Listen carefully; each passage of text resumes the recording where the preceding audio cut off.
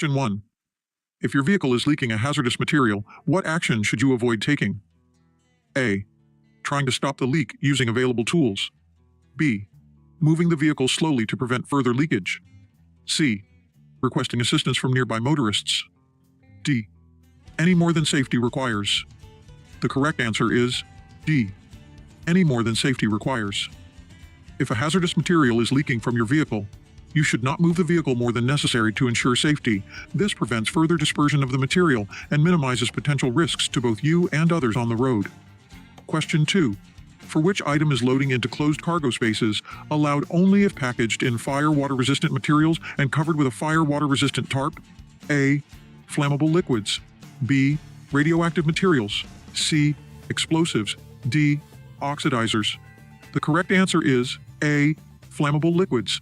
Flammable liquids should only be loaded into closed cargo spaces if they are packaged in fire water-resistant materials and covered with a fire water-resistant tarp. This safety measure is crucial to reduce the risk of fire or explosion during transportation.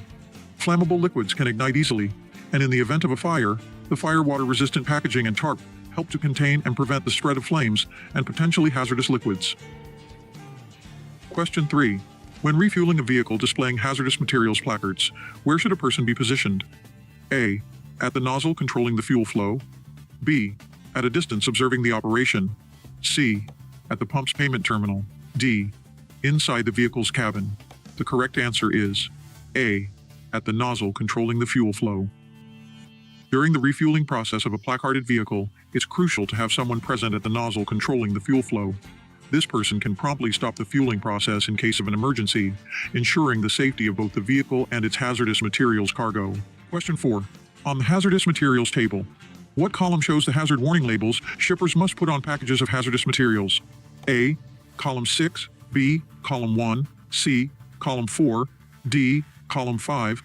The correct answer is A. Column 6. Column 6 identifies hazard warning labels with specific codes for shipping hazardous materials. Some products require use of more than one label due to more than one hazard being present. Question 5. What kind of pressure is applied when utilizing parking or emergency brakes? A. Hydraulic pressure. B. Air pressure. C.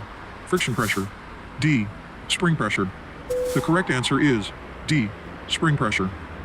When engaging parking or emergency brakes, the pressure is exerted using spring mechanisms, allowing the brakes to engage and hold the vehicle stationary even if hydraulic or air pressure is lost. Question 6. If the term prohibited is noted or typed in the hazard class column of any entry within the hazardous materials table, what is the appropriate course of action? A. The product can be transported with additional precautions. B. The product must never be transported. C. The product should be transported during daylight hours only. D.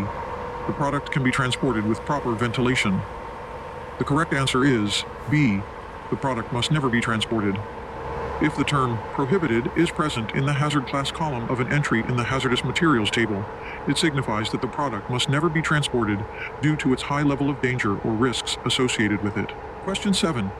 When transporting 2,000 pounds of phosphoric acid, how far should you avoid parking from the traveled portion of the highway except during normal operations for a brief period? A. 100 feet. B. 200 feet.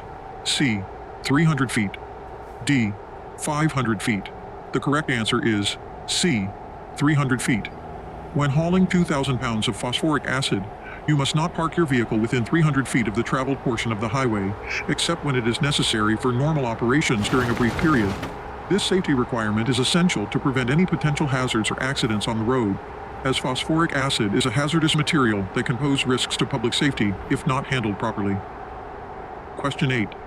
What information is conveyed by the transport index of a radioactive material? A. The radioactive material's expiration date. B. The degree of control needed during transportation. C. The origin and destination of the material. D. The material's radioactivity level. The correct answer is B. The degree of control needed during transportation. The transport index of a radioactive material indicates the necessary level of control and precautions required while transporting the material based on its radioactivity level. This helps ensure safe handling and transportation of radioactive substances. Question 9. Is it accurate that the driver must immediately clean up any leaking hazardous material they come across? A. True. B. False. C. Partially true. D. sometimes true. The correct answer is B, false. No, the statement is not true. If a driver discovers leaking hazardous material, they should not immediately attempt to clean it up. Instead, they should follow proper procedures, such as notifying authorities, taking safety precautions, and waiting for trained personnel to handle the cleanup to prevent potential risks and hazards. Question 10. What information is provided for each item description on a shipping paper? A. The shipping method for the item. B. The quantity of the item being shipped. C. The materials hazard class of the item. D. The destination address for the item. The correct answer is C. The materials hazard class of the item. On a shipping paper, each item description includes the materials hazard class of the item being shipped. The hazard class categorizes the material based on its potential risks and hazards during transportation. This information is vital for ensuring proper handling, storage, and transportation of hazardous materials, as it helps individuals involved in the shipping process to understand the potential dangers and take appropriate safety measures. The shipping paper serves as a crucial document for authorities and those handling the materials to ensure compliance with regulations and protect public safety. Question 11. Is it accurate that you should not stack nitric acid in heights exceeding 2 feet during loading? A. True. B. False. C. Partially true. D. Sometimes true. The correct answer is A. True. Yes, it is true that stacking nitric acid beyond a height of 2 feet during loading is not recommended. Proper storage and handling practices for hazardous materials like nitric acid help prevent spills, leaks, and potential hazards associated with improper stacking or handling. Question 12. What is the maximum distance you are allowed to park a vehicle carrying hazardous materials from an open fire? A. 100 feet. B. 200 feet. C. 300 feet. D. 500 feet. The correct answer is C. 300 feet. Vehicles transporting hazardous materials must be parked at a distance of no more than 300 feet from an open fire to ensure safety and minimize the risk of fire or explosion related to the hazardous materials. Question 13. While inspecting a vehicle carrying hazardous cargo, where should the shipping papers be placed to ensure visibility? A. Inside the glove compartment. B. On the dashboard, visible through the windshield. C. Under the driver's seat, easily accessible. D. In the side door pocket, within reach of the driver. The correct answer is B. On the dashboard, visible through the windshield. When inspecting a vehicle carrying hazardous cargo, the shipping papers must be placed on the dashboard where they are clearly visible through the windshield. This placement ensures that relevant authorities, such as law enforcement or inspectors, can easily verify the nature of the cargo being transported and check for compliance with hazardous materials regulations. Question 14. What must be included in the written instructions for a driver to transfer Class A and B explosives? A. The driver's contact information and driving history. B. The vehicle's registration and insurance details. C. The emergency response procedures and contact information. D. The handling and storage instructions for the explosives. The correct answer is C. The emergency response procedures and contact information. When transferring Class A and B explosives, the written instructions provided to the driver must include the emergency response procedures and contact information. Class A and B explosives are highly hazardous materials, and it is crucial to be prepared for any potential emergencies or accidents that may occur during transportation. By having clear instructions and emergency contact details readily available, the driver and relevant authorities can quickly respond to and manage any hazardous situations. These written instructions play a vital role in ensuring the safe handling, transportation, and containment of explosives, helping to protect public safety and minimize risks associated with these materials. Question 15. Classify battery acid under the appropriate hazardous material class or division. A. Class 2. Gases. B. Class 5. Oxidizers. C. Class 8. Corrosive materials. D. Class 9. Miscellaneous hazardous materials.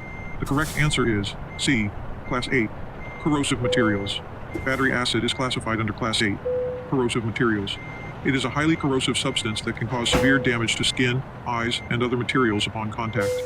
Class 8 includes substances that have corrosive properties and can cause harm through chemical reactions. Battery acid's corrosive nature places it under Class 8 in the hazardous materials classification system. Question 16. Which of these is the primary entry to be recorded first on the shipping documents? A. The proper shipping name. B. The UN identification number. C. The emergency contact details. D. The recipient's address. The correct answer is A. The proper shipping name. The initial entry on shipping papers should be the proper shipping name of the hazardous material being transported. This name provides crucial information about the nature of the material and ensures accurate communication of its identity. Question 17. Who determines a product's hazard class and packing group? A. Carrier. B. Driver. C. Receiver. D. Shipper. The correct answer is D. Shipper. The shipper also determines the product's ID number before sending from one place to another. Even though it is the shipper's responsibility to determine product's ID number, the driver and receiver must also confirm all information is correct. Question 18. What statement is not correct regarding placard placement? A. A total of 2 placards must appear on each side of the vehicle. B. Words and numbers placards need to be level and read from left to right. C. Kept clear of attachments or devices such as ladders or doors. D. Must be 3 inches away from any other markings. The correct answer is A. A total of 2 placards must appear on each side of the vehicle. Most often, 4 placards are required for a hazardous material shipment. A placard must appear on each side of the vehicle and must also appear on the front and back of the vehicle. The shipper is required to supply the driver with the placards with the required identification numbers. Question 19. Classify gasoline under the appropriate hazardous material class or division. A. Class 1. Explosives. B. Class 2. Gases. C. Class 3. Flammable liquids. D. Class 6. Toxic substances. The correct answer is C. Class 3. Flammable liquids. Gasoline falls under Class 3. Flammable liquids. It is highly flammable and poses a significant fire hazard. Class 3 includes liquids with a flash point below 60.5 degrees Celsius, 141 degrees Fahrenheit, and a boiling point at or above 35 degrees Celsius, 95 degrees Fahrenheit. Gasoline's properties make it a Class 3 hazardous material during transportation. Question 20. When your vehicle is loaded with Class A explosive materials, where is parking permitted for the vehicle? A. Any designated parking spot. B. In a designated truck stop area. C. Only in approved explosive materials storage facilities. D. Parking is strictly prohibited for vehicles carrying Class A explosives. The correct answer is D. Parking is strictly prohibited for vehicles carrying Class A explosives. When your vehicle is loaded with Class A explosive materials, parking is strictly prohibited. Class A explosives are the most hazardous type of explosive materials, and their transportation demands the highest level of safety and security measures. Stopping or parking the vehicle in any location other than approved explosive materials storage facilities poses significant risks and dangers to public safety, property, and the environment. Therefore, it is crucial to strictly adhere to the prohibition on parking when transporting Class A explosive materials. Question 21. When the driver is not behind the wheel, where should shipping and emergency response papers be kept? A. Glove box. B. On the dash. C. Driver's door pouch or on the driver's seat. D. Middle console. The correct answer is C. Driver's door pouch or on the driver's seat. Hazardous material and shipping papers should be easily distinguished from other paperwork and must be easily recognized. In the event the driver becomes unconscious, it is important that emergency personnel can access emergency information quickly and easily. Question 22. What are the dimensions of a hazardous materials placard? A. 8 inches by 8 inches. B. 10 inches by 10 inches. C. 12 inches by 12 inches. D. 14 inches by 14 inches. The correct answer is C. 12 inches by 12 inches. A hazardous materials placard typically measures 12 inches by 12 inches in size. Placards are displayed on vehicles transporting hazardous materials to alert the public, emergency responders, and other drivers about the presence of hazardous materials and the associated risks. The standardized size ensures that the placards are easily visible and recognizable, helping to improve safety and proper handling during transportation. Question 23. Out of the 3 available lists used by drivers, shippers, and carriers to determine whether a substance falls under regulated products, which one is included? A. Inventory of controlled substances. B. List of prohibited goods. C. Register of dangerous materials. D. List of hazardous substances and reportable quantities. The correct answer is D. List of hazardous substances and reportable quantities. One of the 3 lists utilized to identify regulated materials is the List of hazardous substances and reportable quantities. This assists in recognizing materials subject to hazardous materials regulations and reporting requirements. Question 24. Is it correct that a written route plan is required when transporting Division 1.1 explosives? A. True. B. False. C. Sometimes true. D. Partially true. The correct answer is A. True. Yes, it is true that when transporting Division 1.1 explosives, a written route plan is mandatory. This plan helps ensure that the transportation process is carefully planned and follows the safest route possible to minimize risks associated with transporting hazardous materials. Question 25. Identify the correct hazardous material class or division for white phosphorus. A. Class 1, explosives. B. Class 3, flammable liquids. C. Class 4, flammable solids. D. Class 6, toxic substances. The correct answer is C. Class 4, flammable solids. White phosphorus belongs to Class 4, flammable solids. It is a pyrophoric material, meaning it ignites spontaneously in air at or below room temperature. Due to its flammable properties, it is classified under Class 4 in the Hazardous Materials Classification System. Question 26. An AW on the hazardous material table means A. The material has no restrictions. B. The material must be shipped by water. C. The material is only restricted when shipped by and/or water. D. The material has no restrictions when transported by air. The correct answer is C. The material is only restricted when shipped by and/or water. The letter A is used for hazardous material that pose a health and physical hazard or a harm to the environment. The letter W is used when restrictions are only applicable when transported by vessel or water. Question 27. What does it signify if the word forbidden appears in the hazardous materials class column of an entry in the hazardous materials table? A. The material is allowed for transportation under specific conditions. B. The material is prohibited for transportation under any circumstances. C. The material can be transported without any restrictions or regulations. D. The material is allowed for transportation but requires special handling. The correct answer is B.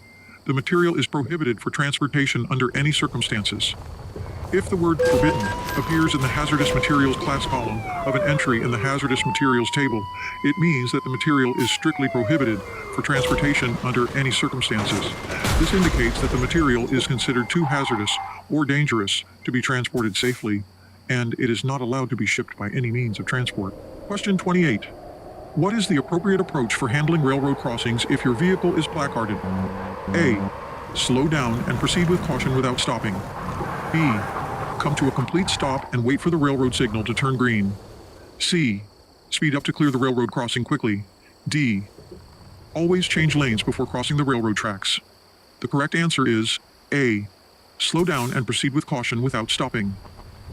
When your vehicle is placarded, indicating that it is transporting hazardous materials, the appropriate way to handle railroad crossings is to slow down and proceed with caution without stopping, if it is safe to do so. Stopping on railroad tracks is extremely dangerous, especially if your vehicle carries hazardous materials. Instead, maintain a slow and steady pace while crossing the tracks, ensuring there is enough space between your vehicle and the tracks to avoid any potential incidents or collisions. Question 29. What is true about a portable tank? A. It cannot be removed from a vehicle. B. It is made to be more durable than other tanks. C. It can be removed from a vehicle. D. It is usually smaller than other tanks. The correct answer is C. It can be removed from a vehicle. Products are loaded and unloaded while a portable tank is off a vehicle. After the vehicle is loaded and unloaded, it is then attached to the vehicle for transportation. Question 30. Federal regulations require that hazardous material employers train their employees at least once every blank. A. 180 days. B. 5 years. C. 1 year. D. 3 years. The correct answer is D. 3 years. Continued training is important to keep employees up to date and refresh information. Training must include familiarization, function-specific, safety, security awareness, in-depth security training, and driver training. Question 31. When transporting chlorine, how much of it in gallons requires you to stop before crossing a railroad grade? A. More than 50 gallons. B. Any amount. C. Over 100 gallons. D. Less than 25 gallons. The correct answer is B. Any amount. No matter the quantity, if you're carrying chlorine, it's essential to stop before crossing a railroad grade. This precaution is necessary due to the hazardous nature of chlorine, ensuring safety for both the driver and others on the road. Question 32. What kind of tank is used to carry liquids and gases and include appurtenances, reinforcements, fittings, and closures? A. Vessel. B. Barge. C. Cargo. D. Fabricated. The correct answer is C. Cargo. Even though cargo tanks mainly transport liquids and gases, they may also be used for a solid. A cargo tank attached to a motor vehicle is loaded or unloaded without being removed from the vehicle. Question 33. What action is required when the shipping papers contain the phrase inhalation hazard? A. Use poison placards along with any other required placards. B. Use hazard-specific placards required by the product. C. Ignore the shipping papers and follow standard placarding. D. Remove all placards from the shipment. The correct answer is A. Use poison placards along with any other required placards. When the shipping papers indicate inhalation hazard, it is mandatory to use poison placards in addition to any other placards required by the specific product being transported. Inhalation hazard refers to the potential risk of inhaling harmful substances from the hazardous materials, and using the appropriate placards helps communicate this danger to others on the road and emergency responders. Employing poison placards, in conjunction with other necessary placards, ensures that the hazardous nature of the cargo is adequately conveyed and helps maintain safety standards during transportation. This practice is essential for compliance with regulations and the safe handling of hazardous materials. Question 34. Which signals can be employed to alert others of a stationary vehicle carrying flammable liquid? A. Horn honking and flashing hazard lights. B. Using hand signals and waving a flag. C. Turning on the high beams and tail lights. D. Activating the windshield wipers and headlights. The correct answer is A. Horn honking and flashing hazard lights. When a vehicle carrying flammable liquid is stopped, it is crucial to warn others to prevent potential accidents or hazards. The most appropriate signals to use in such a situation are to honk the horn and activate the hazard lights. Honking the horn alerts nearby drivers and pedestrians, while the flashing hazard lights serve as a clear visual warning, indicating a potential danger on the road. These actions can help increase awareness and give other road users sufficient time to react and proceed with caution. Question 35. Which type of hazardous materials should not be loaded in the same vehicle with animal and foodstuffs? A. Flammable liquids. B. Corrosive materials. C. Explosives. D. Poisons. The correct answer is D. Poisons. Animal and foodstuffs should not be transported in the same vehicle with poisons to prevent potential contamination or harm. This separation ensures the safety of both the cargo and the environment. Question 36. Is it accurate that you should slightly move the explosives to stabilize the load before separating two vehicles carrying explosives that have been in a collision? A. True. B. False. C. Partially true. D. Sometimes true. The correct answer is B. False. No, it is not true that you should move the explosives just enough to stabilize the load before pulling apart two vehicles carrying explosives that have been in a collision. Moving the explosives can increase the risk of ignition or further hazards. It's essential to follow specific safety protocols and guidelines when dealing with hazardous materials. Question 37. When the vehicle is loaded with a flammable liquid, how many feet away from the vehicle are you, as the driver, allowed to smoke? A. 25 feet. B. 50 feet. C. 100 feet. D. 200 feet. The correct answer is C. 100 feet. As the driver of a vehicle loaded with a flammable liquid, you are not permitted to smoke within 100 feet of the vehicle.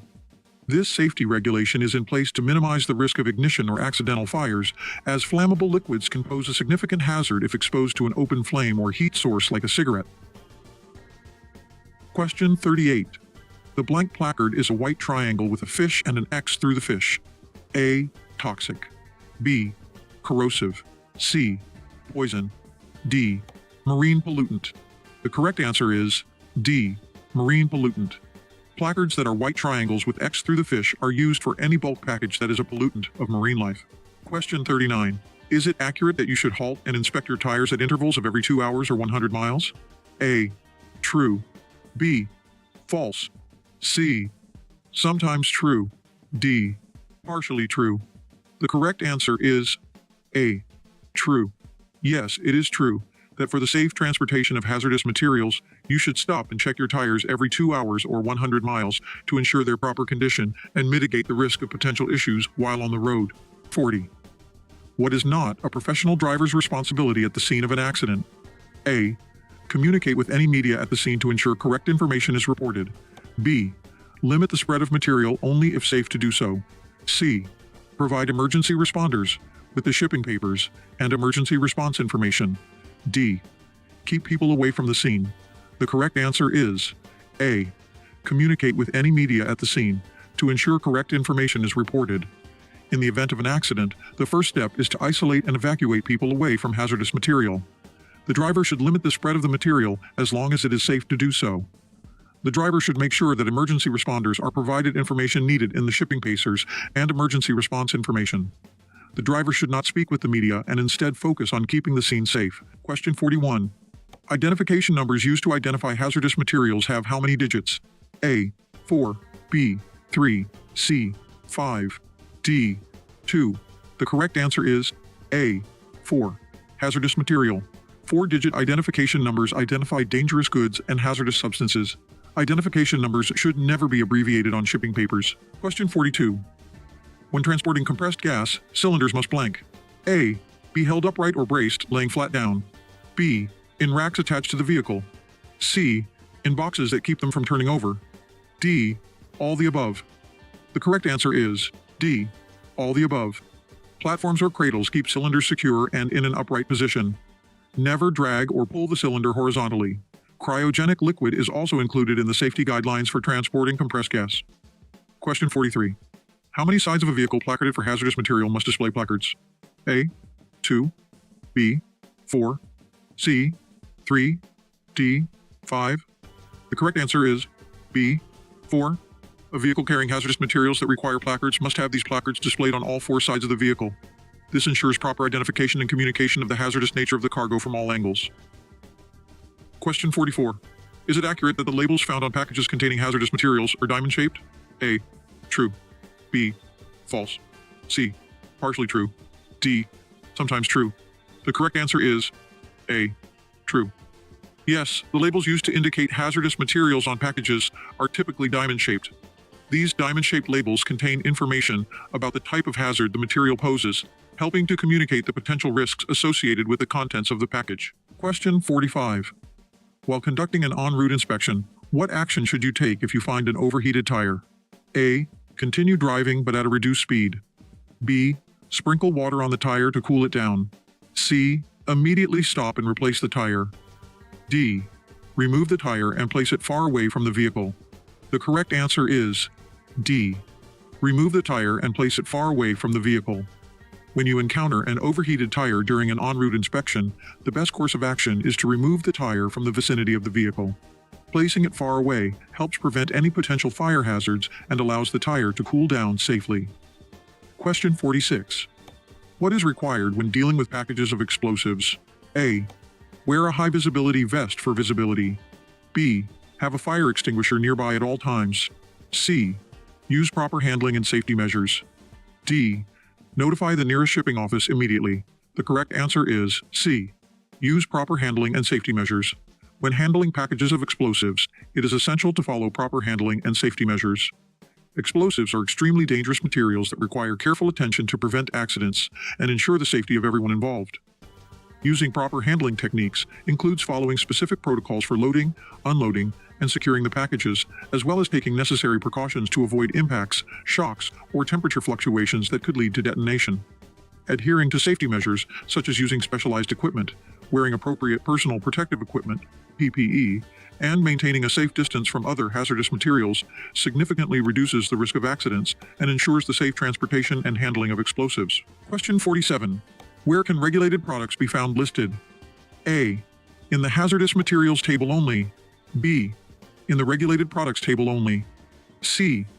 In both the hazardous materials table and the regulated products table. D. Regulated products are not listed in any specific tables. The correct answer is C. In both the hazardous materials table and the regulated products table. Regulated products are listed in 2 important tables: the hazardous materials table and the regulated products table. These tables are essential references for identifying and handling hazardous materials in accordance with regulations. It is crucial for drivers and handlers of hazardous materials to be aware of the contents of both tables to ensure compliance with safety protocols and regulations associated with these products. Question 48. When inhalation hazard appears on the shipping papers, what placards are required? A. Poison gas. B. Flammable gas. C. Toxic gas. D. Liquid gas. The correct answer is A. Poison gas. In addition to other placards, poison inhalation hazard or poison gas placards are to be used. Poison gas can cause serious harm or death if not treated according to regulations. Question 49. How many sides of a vehicle placarded for hazardous materials must display placards? A. 2. B. 3. C. 4. D. 5. The correct answer is C. 4. A vehicle carrying hazardous materials that require placards must have these placards displayed on all 4 sides of the vehicle. This ensures that the hazardous nature of the cargo is clearly communicated to other road users from all directions. Question 50. In order to pass the test for hazardous material endorsement on a CDL, you must know A. How to identify hazardous materials. B. Safely load shipments. C. Properly placard your vehicle in accordance with the rules. D. All the above. The correct answer is D. All the above. In order to pass the hazardous material endorsement test, you must answer at least 24 questions correctly. All information needed to pass the test is found in the Hazmat manual. Drivers must know how to recognize, handle, and transport hazardous materials. Question 51. Where are placards required to be displayed on a placarded vehicle? A. Only on the front and rear. B. Only on the rear and both sides. C. Only on the front, rear, and one side. D. On the front, rear, and both sides. The correct answer is D. On the front, rear, and both sides. For a placarded vehicle carrying hazardous materials, it is a requirement to display placards on the front, rear, and both sides of the vehicle. Placards are large, diamond-shaped signs that indicate the presence of hazardous materials and their respective hazard class. By placing placards on all these sides, it ensures that the hazardous nature of the cargo is easily identifiable from various angles, which is crucial for public safety and emergency response. Adhering to this regulation helps alert other drivers, emergency responders, and the general public to take appropriate precautions and responses when they encounter a hazardous materials transport vehicle on the road. Question 52. When does a symbol blank indicate materials may not be loaded, transported, or stored together in the same vehicle or stage facility? A. Highlighted. B. Italics. C. With an X. D. Both A and C. The correct answer is C. With an X. X is packing group I and is the highest degree of danger. An X indicates the materials marked may not be loaded, transported, or stored in the same vehicle or storage facility. Question 53. What is the maximum allowable total transport index of all packages in a single vehicle when transporting radioactive material? A. 1.0. B. 5.0. C. 10.0. D. It varies depending on the type of radioactive material. The correct answer is C. 10.0. When transporting radioactive material, the total transport index, TI, of all packages in a single vehicle must not exceed 10.0. The transport index is a measure of the radiation level at a specific distance from the external surface of the package. It ensures that the overall radiation exposure during transportation remains within safe limits for the public and those handling the packages. Question 54. Regarding refusing shipment of leaking packages, who holds the responsibilities for this action? A. The carrier company receiving the shipment. B. The shipper sending the hazardous materials. C. The local law enforcement at the destination. D. The receiver of the shipment. The correct answer is A. The carrier company receiving the shipment. The carrier company that receives the shipment holds the responsibilities for refusing packages that are leaking. It is the carrier's duty to inspect and ensure the safe transportation of hazardous materials. If any packages are found to be leaking or damaged, the carrier company must refuse the shipment and take appropriate actions to address the situation, such as contacting the shipper for repackaging or proper disposal. Question 55. Is it accurate that a shipment of hazardous materials is solely described by hazardous materials transportation papers? A. True. B. False. C. Partially true. D. Sometimes true.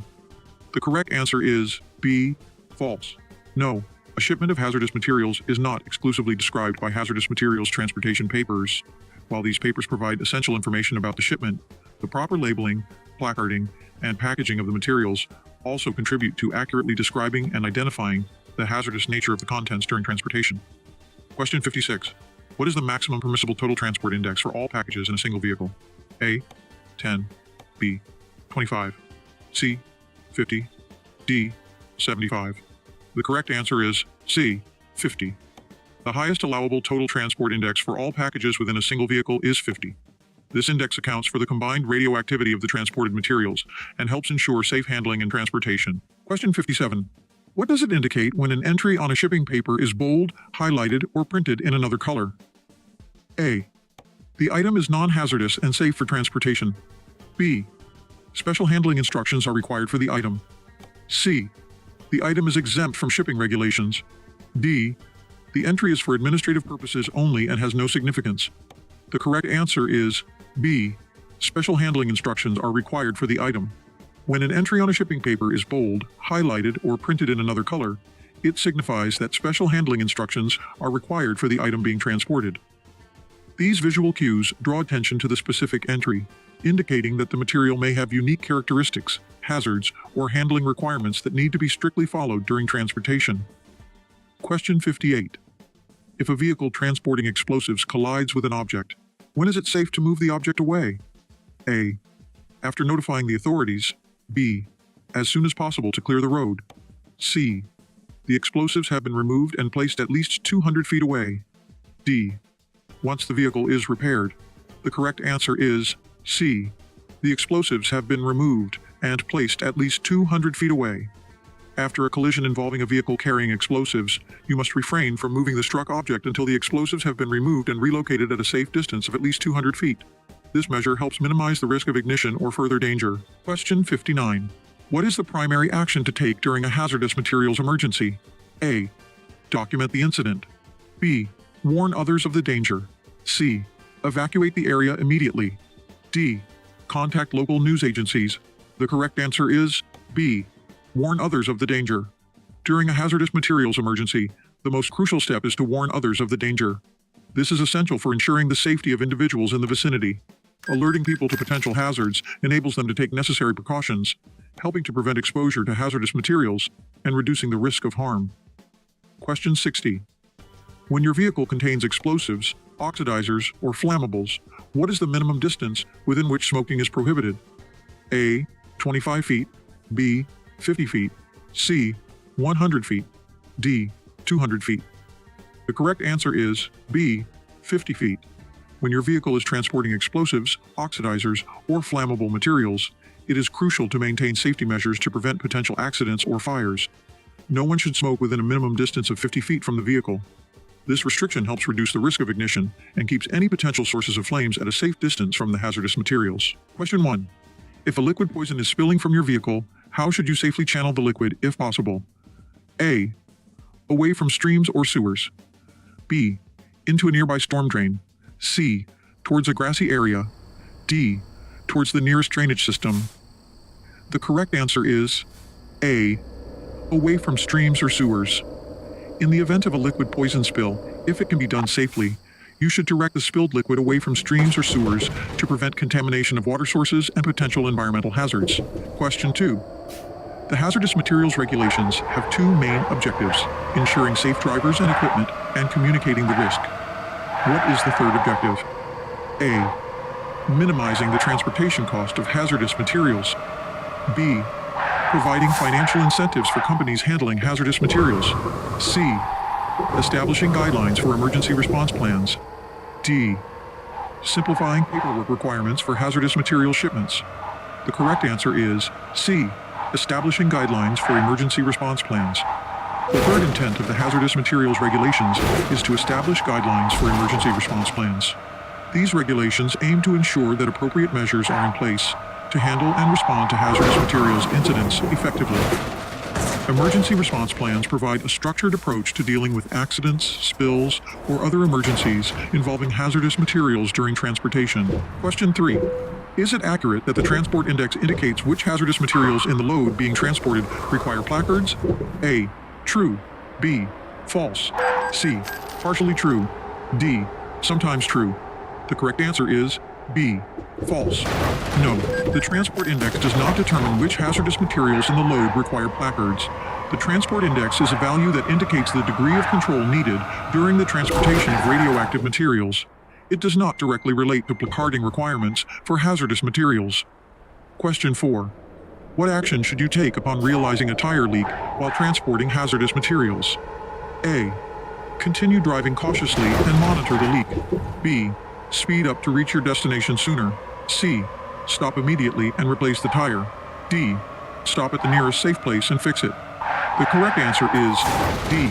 Stop at the nearest safe place and fix it. If you detect a tire leak while carrying hazardous materials, it's essential to prioritize safety by stopping at the closest safe location and addressing the issue. Timely action can prevent potential accidents or hazards related to the leakage. Question 5. Shippers are required to confirm their compliance with regulations when packaging hazardous materials. Which circumstance constitutes an exception to this rule? A. If the shipment is intended for international delivery. B. When transporting hazardous materials by air. C. The shipper is a private carrier carrying their own product. D. If the shipment contains radioactive materials. The correct answer is C. The shipper is a private carrier carrying their own product.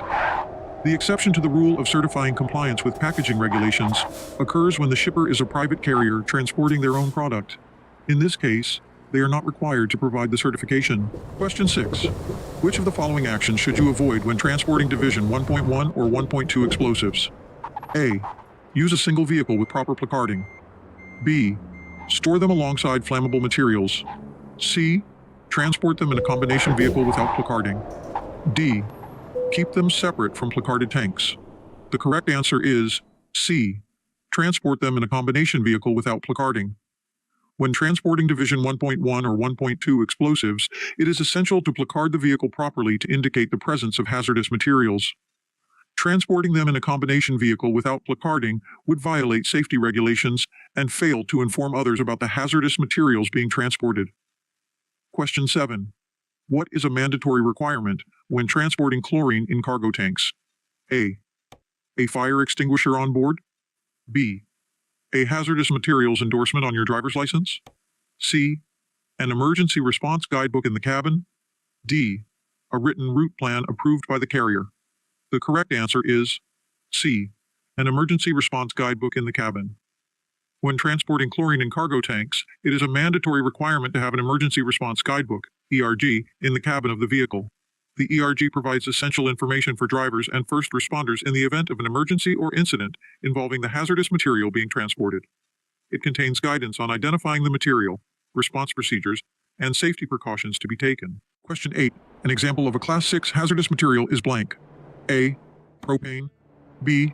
Potassium cyanide. C. Ammunition. D. Battery fluid. The correct answer is B. Potassium cyanide. The name for Class 6 hazardous material is poison, toxic material. Infectious substances. Class 6 are classified as toxic substances. Materials under this code are liable to either cause death, serious injury, or harm to human health. The Class 6 placard is white, with black lettering with a picture of a skull. Question 9. When a vehicle is leaking hazardous material, the driver should blank. A. Move to an isolated area. B. Not move it any more than safety requires. C.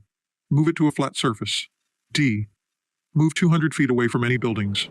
The correct answer is B. Not move it any more than safety requires. Driver should not move a vehicle if it is leaking hazardous material. If the vehicle is moved, it will cause a larger area to be contaminated and increase danger for the driver, others, and the environment. Question 10.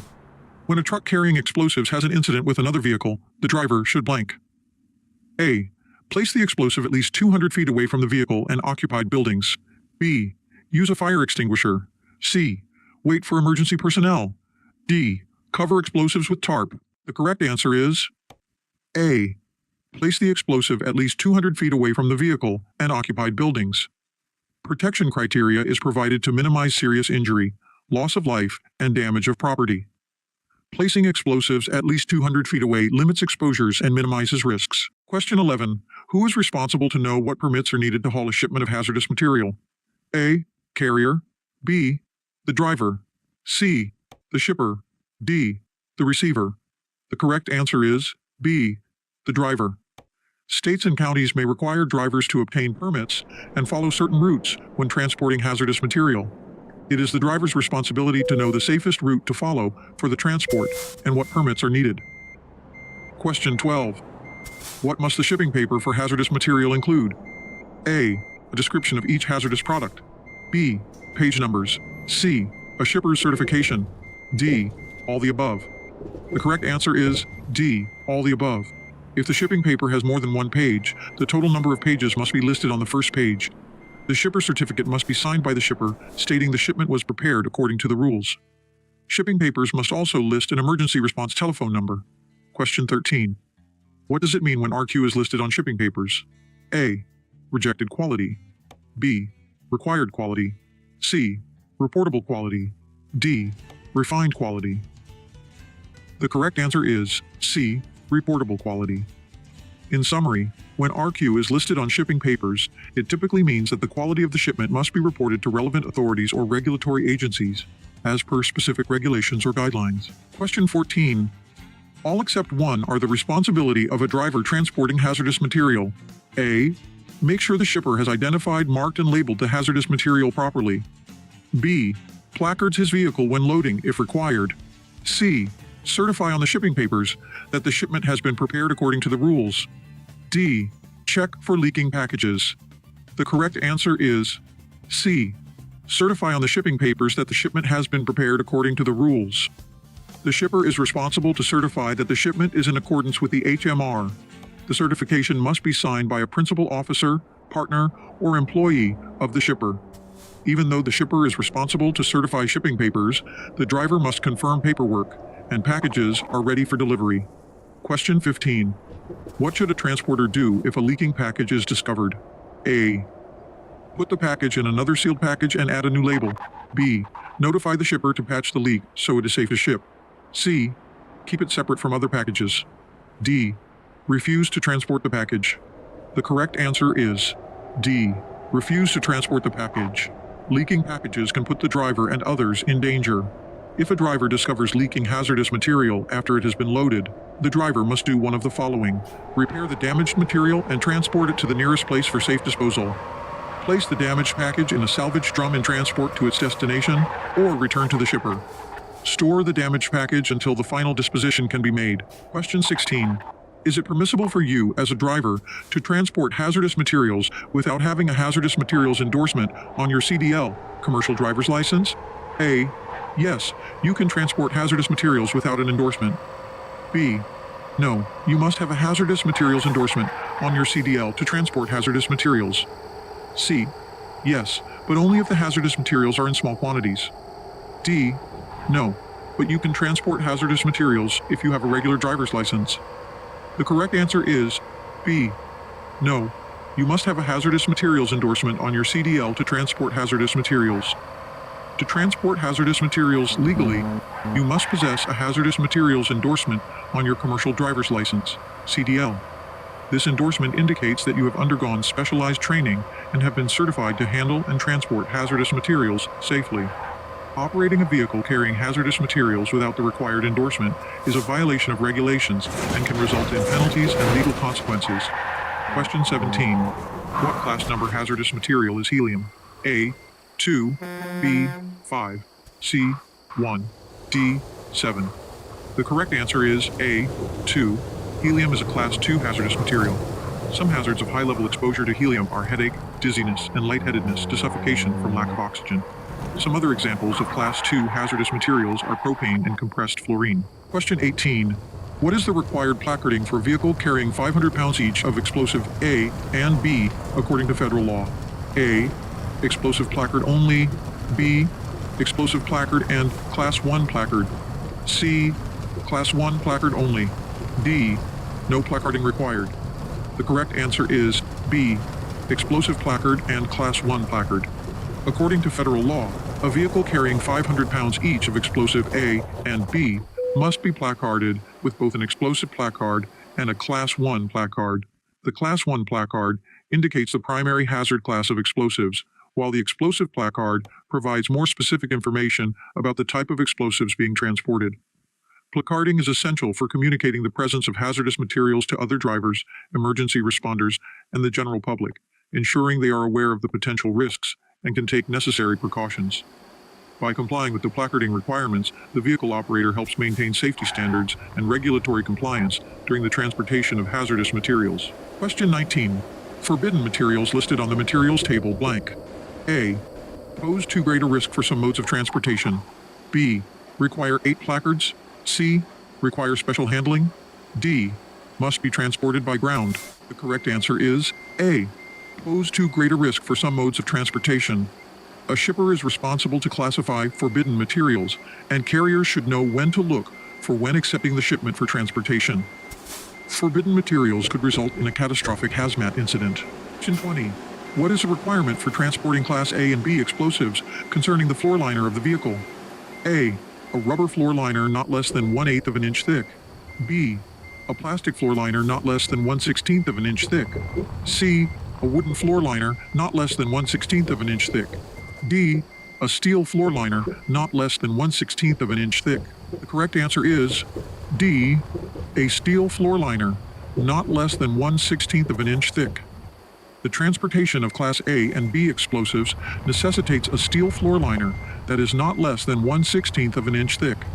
This steel liner provides additional protection and containment for the vehicle's floor, enhancing safety during the transportation of explosive materials.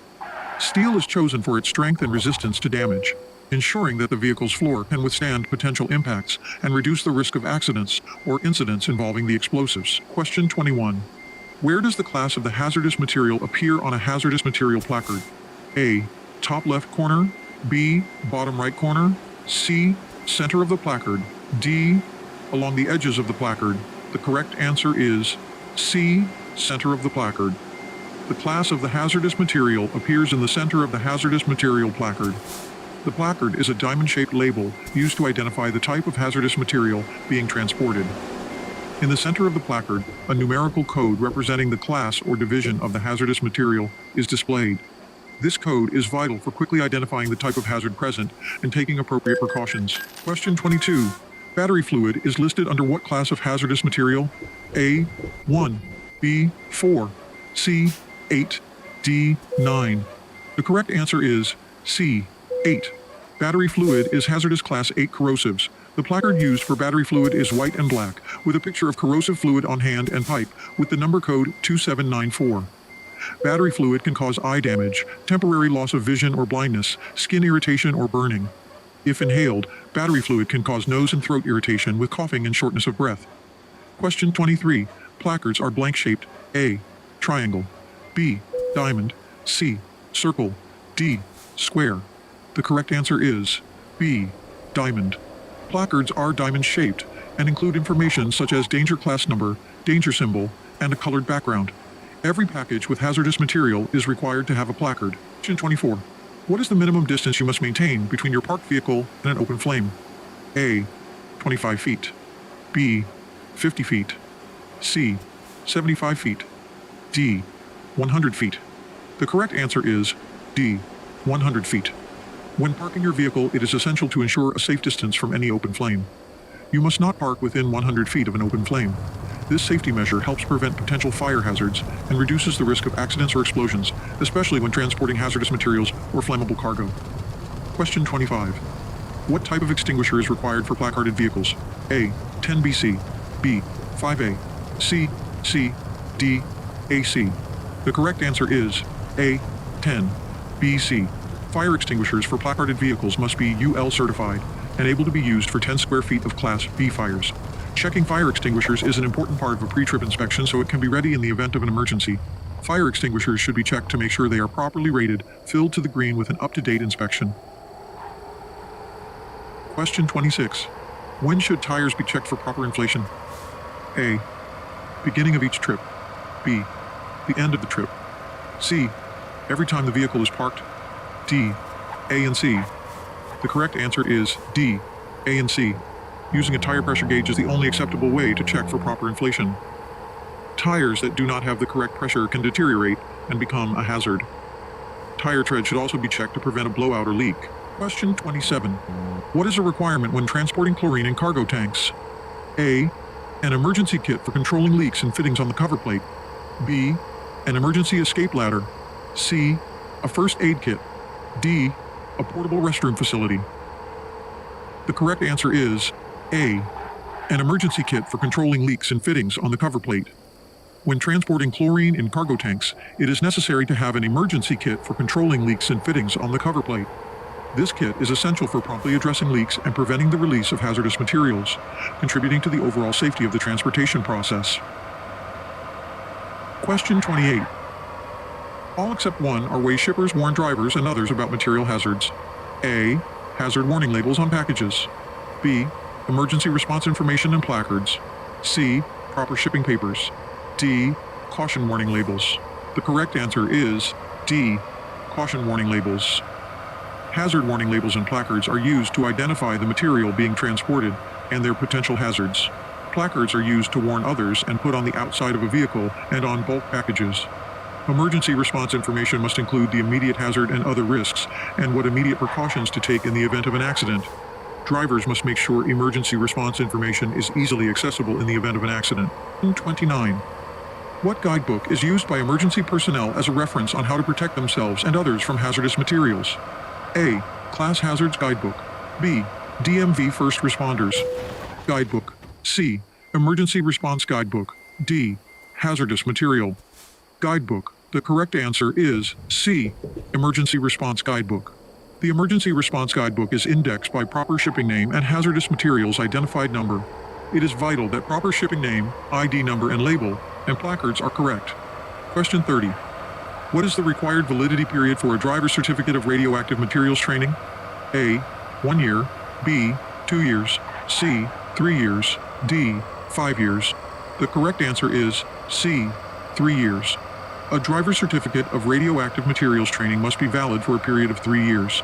This means that after completing the training and obtaining the certificate, the driver is authorized to transport radioactive materials for a duration of 3 years from the date of issuance.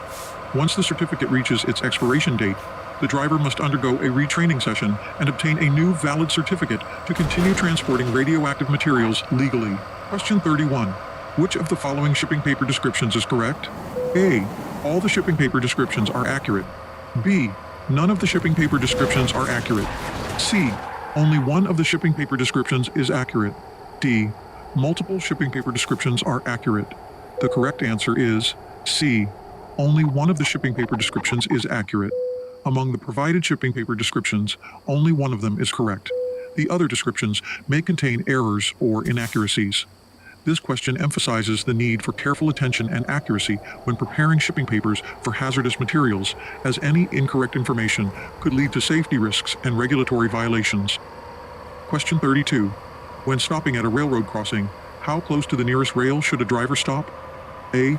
25 feet. B. 15 to 50 feet. C. 20 to 30 feet. D. 10 to 15 feet. The correct answer is B.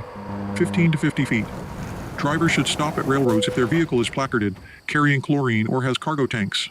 Trucks should stop 15 to 50 feet before the railroad tracks, and never shift gears while crossing the tracks. Question 33.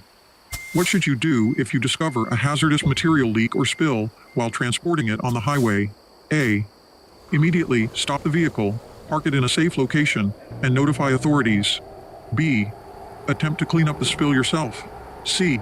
Continue driving until you reach your destination. D. Call your supervisor and wait for further instructions. The correct answer is A.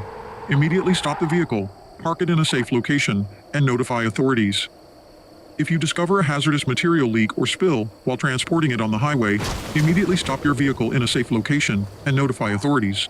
Attempting to clean up the spill yourself is not recommended, as it can be dangerous and cause further harm.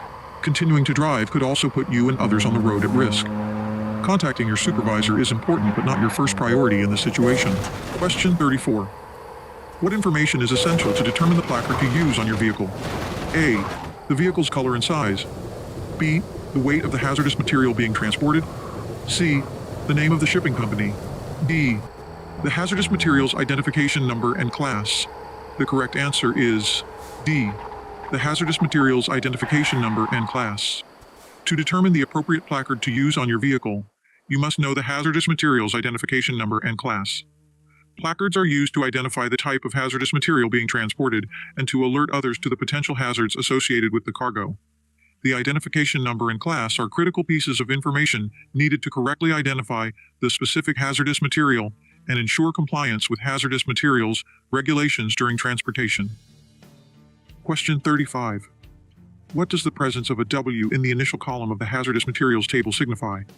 A. Waste materials subject to special handling. B. Water shipment that are not a RQ, reportable quantity. C. Warning for potential explosive content. D. Weather-related restrictions for transport. The correct answer is B. Water shipment that are not a RQ, reportable quantity.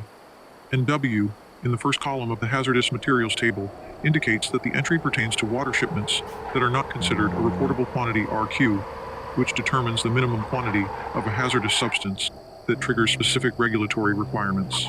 Question 36. Do containment rules guide drivers on loading, transporting, and unloading bulk tanks of hazardous materials? A. True. B. False. C. Partially true. D. Sometimes true. The correct answer is B. False. No, containment rules do not encompass all aspects of loading, transporting, and unloading bulk tanks of hazardous materials. While they provide instructions on preventing leaks and spills, these rules do not comprehensively cover the entire process from start to finish. Question 37. Placards must be placed at least blank inches from other markers. A. 7. B. 9. C. 5. D. 3. The correct answer is D. 3. Placards must always be 3 inches away from any other markers. Advertisements should be far enough away to reduce the effectiveness of warning markers. Question 38. Is it accurate that when transporting hazardous waste, you are obligated to sign and possess a uniform hazardous waste manifest? A. True. B. False. C. Partially true. D. Sometimes true. The correct answer is A. True. Yes, it is true that when transporting hazardous waste, you must sign and carry a uniform hazardous waste manifest. This manifest provides essential information about the hazardous waste being transported, ensuring proper tracking and documentation throughout the transportation process. Question 39. Hazardous materials employers are required to keep record of training for their employees for blank days. A. 365 days. B. 30 days. C. 90 days. D. 60 days. The correct answer is C. 90 days. It is important for employers to keep detailed records of training to reduce and eliminate hazards for their employees. These records will be reviewed in an event of an incident. Question 40. Is it accurate that the most crucial marking on a package is the name of the hazardous material? A. True. B. False. C. Partially true. D. Sometimes true. The correct answer is A. True. Yes, it is true that the name of the hazardous material is one of the most critical markings on a package. Properly identifying the hazardous material's name helps convey its nature and associated risks, ensuring that those handling and transporting the package are well informed and can take appropriate safety precautions. Question 41. What document must carriers provide to each driver responsible for transporting Division 1.1 or Division 1.2 materials? A. A copy of the vehicle registration. B. A copy of FMCSR, Part 397. C. A detailed map of the transport route. D. A list of emergency contact numbers. The correct answer is B. A copy of FMCSR, Part 397. Carriers are obligated to provide each driver handling Division 1.1 or Division 1.2 materials with a copy of FMCSR, Part 397. This regulation covers the requirements and guidelines for the transportation of hazardous materials, ensuring that drivers are equipped with the necessary information for safe transportation. Question 42. How long does a carrier have to make a detailed written report after an incident? A. 24 hours. B. 30 days. C. 1 week. D. 48 hours. The correct answer is B. 30 days. A detailed written report should be made within 30 days of an incident. The report should provide fundamental information, any damages or injuries, affected individuals, identify witnesses, and the action taken. The carrier must include his name, address, phone number, and employer. Question 43. What should you do to determine if a shipment contains a hazardous product? A. Check the shipment's weight and dimensions. B. Inspect the shipment for any damages. C. Review the shipping documents and labels. D. Contact the shipping company for confirmation. The correct answer is C. Review the shipping documents and labels.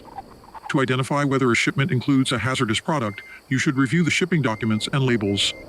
The shipping documents, such as the bill of lading or shipping manifest, will specify the contents of the shipment and indicate if any hazardous materials are included.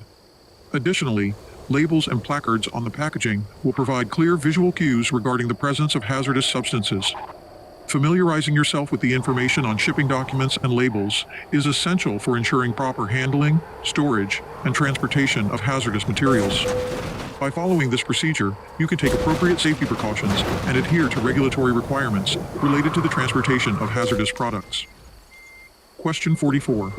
When is it required to call the National Response Center? A. When someone is killed. B. There is property damage that exceeds $50,000. C. An injured person requires hospitalization. D. All the above. The correct answer is D. All the above. The National Response Center is staffed 24 hours a day and is a federal point of contact.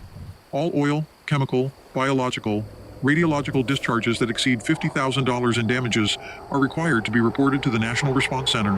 Question 45. What special equipment is needed when transporting chlorine? A. Approved gas mask and emergency kit. B.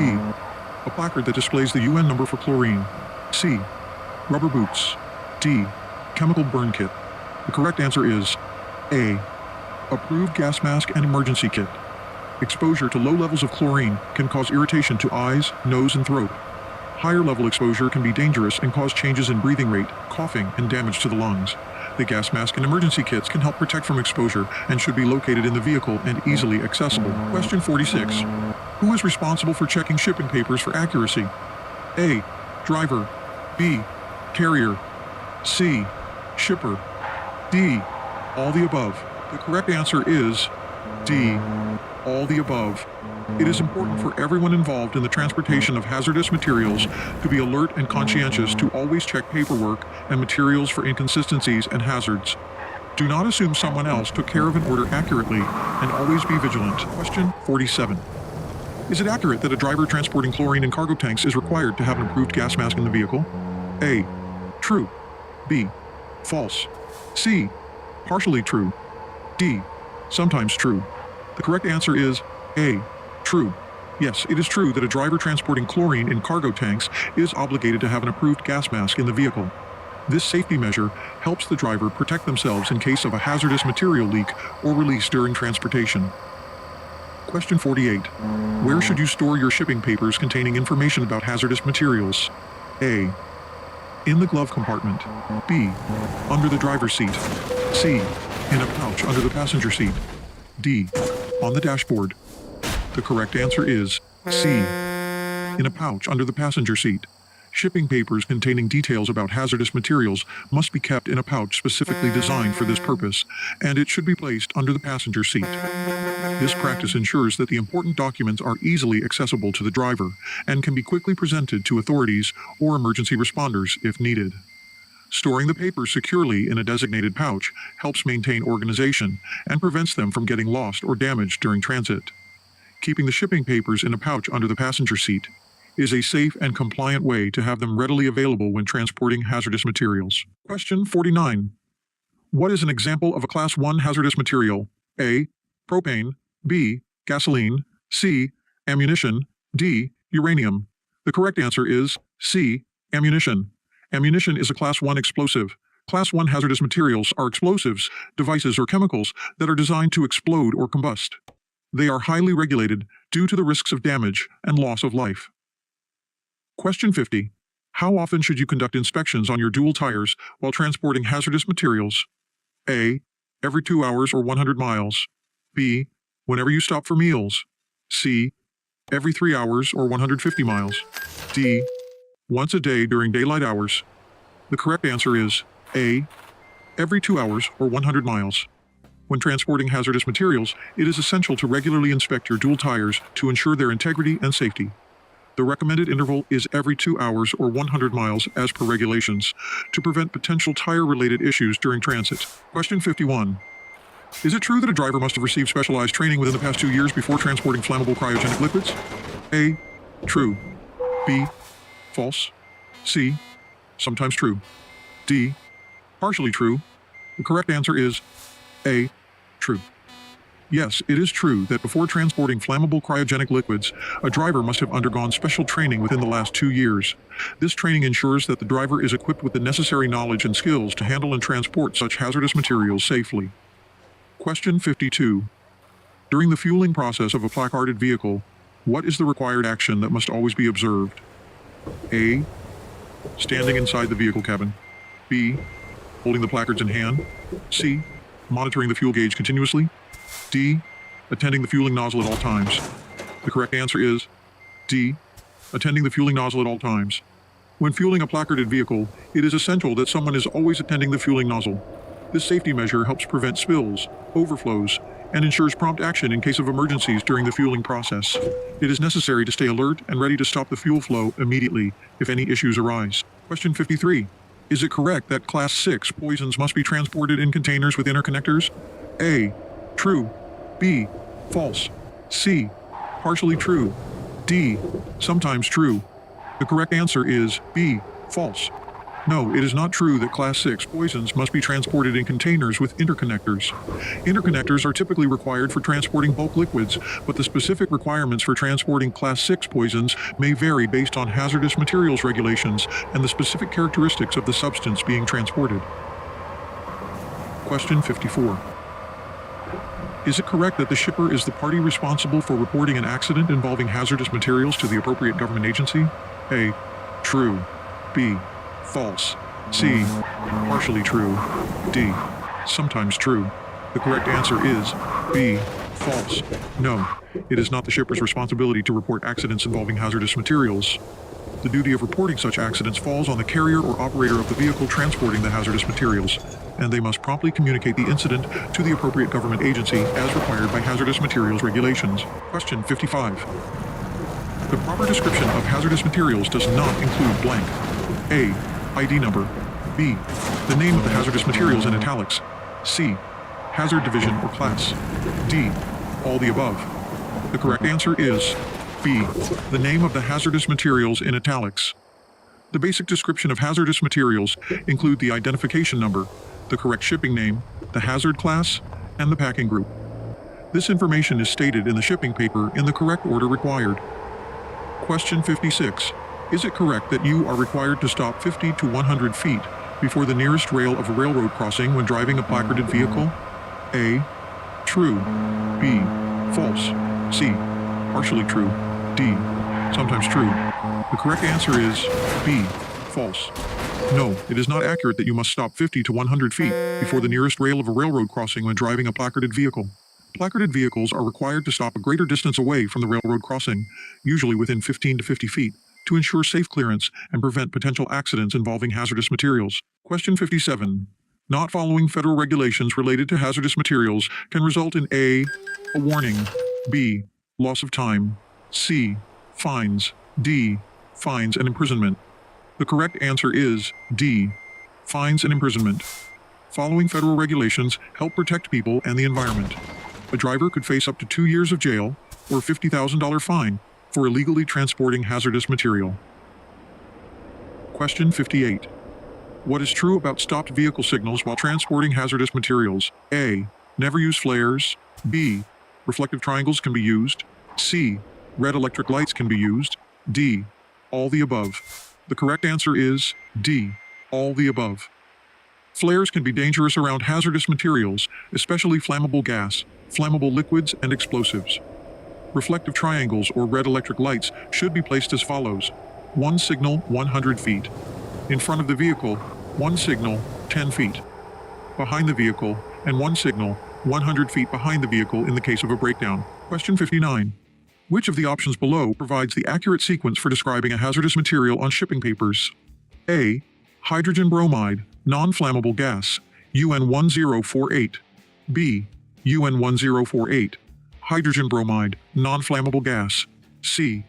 Non-flammable gas, hydrogen bromide, UN1048. D. UN1048. Non-flammable gas, hydrogen bromide. The correct answer is A. Hydrogen bromide, non-flammable gas, UN1048.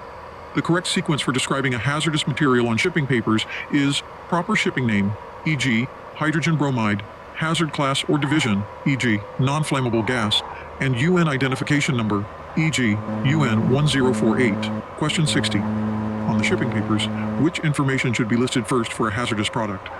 The hazard class, the identification number, or its proper shipping name? A. Hazard class. B. Identification number. C. Proper shipping name. D. It can vary based on the type of hazardous product. The correct answer is C. Proper shipping name. When providing the basic description of a hazardous product on shipping papers, the proper shipping name must be listed first. This is a critical piece of information that accurately identifies the specific hazardous material being transported. The proper shipping name is essential for proper handling and emergency response measures in case of any incidents during transportation. While the hazard class and identification number are also crucial details, they should follow the proper shipping name on the shipping papers.